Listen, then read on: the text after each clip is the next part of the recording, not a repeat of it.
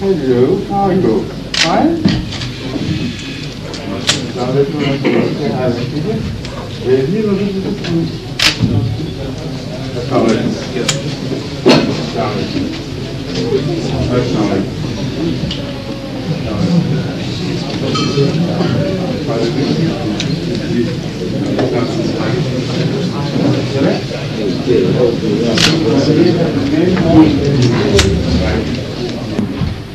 Assalamu alaikum warahmatullah. Please be seated, please.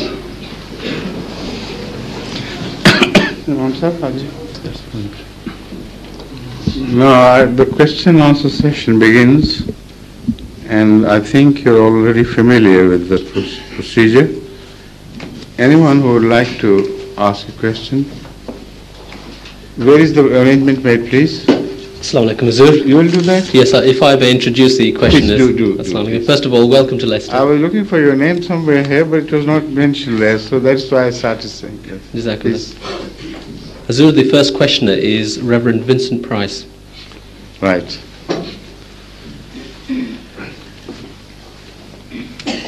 Do they have to come all the way here? Didn't you arrange something in between, you know? This is the red Generally, chairs. we do it in. Yes, sir. The red chairs are the ones for the questioners. So Right. Please. Sir, I work at Leicester University and at De Montfort University as a chaplain, as a Methodist chaplain, and as such I'm very conscious, as I work closely with colleagues from other Christian denominations, of being a member of a minority group within the greater Christian tradition. I would be interested in your reflections this evening on the place and the treatment of religious minorities within Islamic societies, perhaps with specific reference to Saudi Arabia. Thank you very much for this question. Islamic attitude to the non-Muslims as such is the fundamental question relating to this issue, because these small minor details will be covered if I answer that question. According to my understanding of the Holy Quran, and on this subject I'm absolutely clear, there is no religious form of government mentioned in the Holy Quran other than that which is based on absolute justice. And in relation to a government, or a government in relation to its subjects, is advised specifically and categorically that no government is permitted to treat people belonging to other faiths except with perfect equality and absolute justice.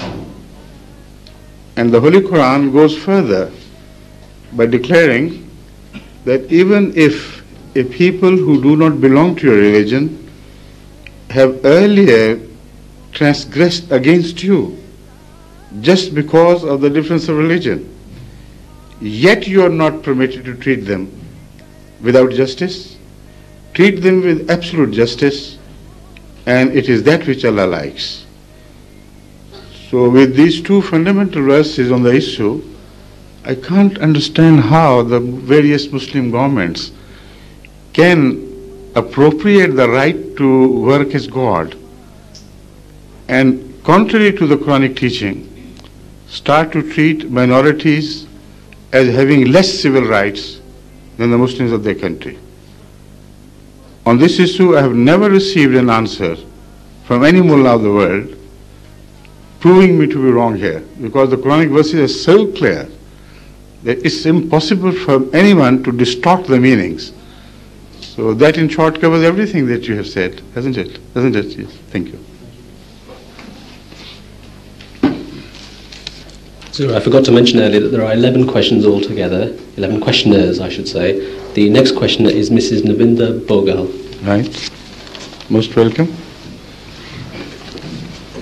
Huzur, Yes. Assalamu alaikum wa rahmatullah wa barakatuhu. My name is Navinderjit Bogal. I am a strict follower of Sikhism, which was profounded by Shri Guru Nanak Dev Ji.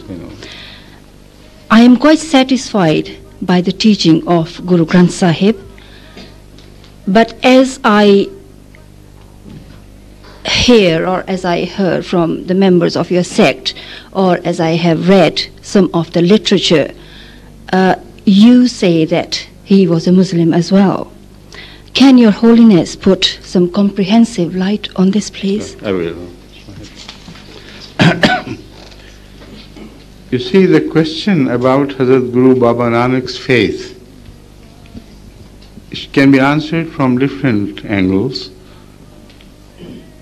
and because it's an issue which sometimes is raised to stir hatred among Sikhs against those who hold this view.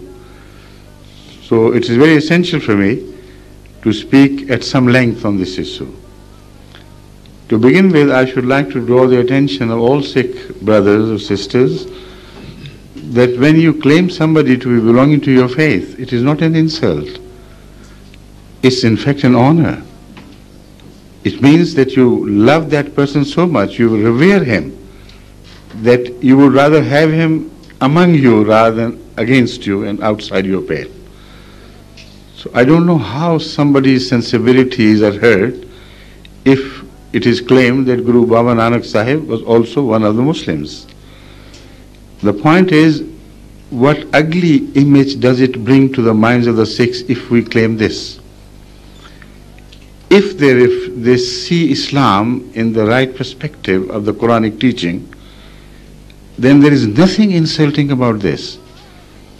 If you see the Muslims as they present their own image in the modern times, and that image is always different image in respect to the countries or the sects those Muslims belong to, then perhaps the eyebrows might be raised. Okay, what do you mean? Guru Baba Nanak was like a Khomeini or like this and like that, or a Libyan or a Qaddafi? Now, these things have to be sorted out first. Islam is neither Iranian Islam, nor Pakistani Islam, nor Saudian Islam. Islam is the one Islam presented by the Holy Quran and demonstrated by the Holy Prophet